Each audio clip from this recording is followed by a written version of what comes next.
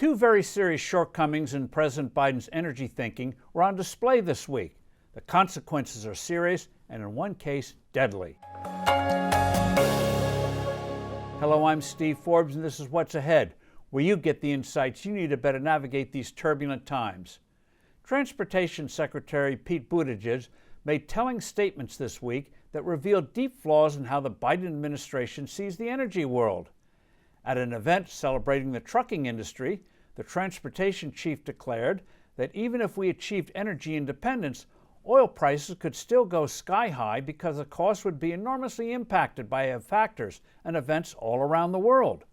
By contrast, he declared, if we were self-sufficient with so-called renewables, prices would be smooth and all would be well.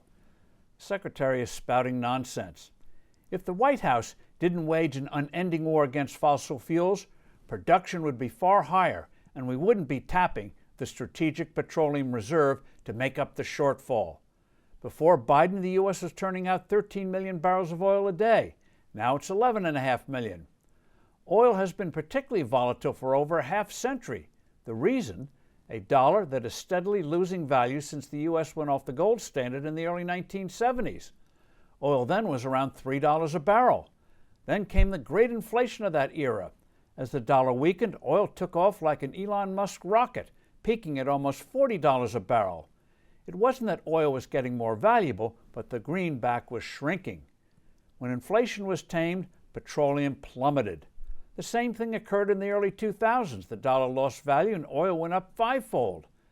As for renewables, Buttigieg seems oblivious that windmills require a vast amount of minerals to be constructed, like cobalt, copper, lithium, iron ore, and nickel.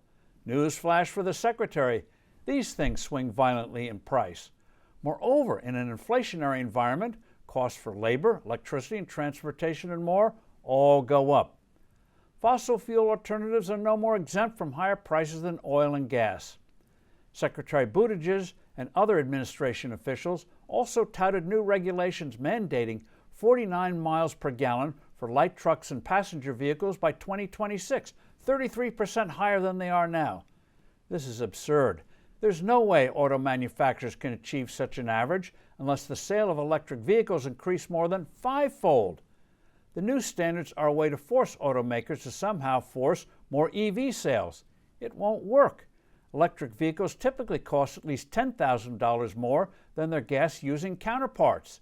And many people don't cotton to the lengthy time it takes to recharge. And how else do manufacturers try to reach higher mileage standards? The way they've been doing it since mileage standards were started back in 1975, primarily by making vehicles lighter. And here we get to the unspoken cost. Lighter cars are less crashworthy, a factor that has literally cost tens of thousands of lives. And sadly, there's no chance this administration will stop it. I'm Steve Forbes. Thanks for listening. Do send in your comments and suggestions. I look forward to being with you soon again.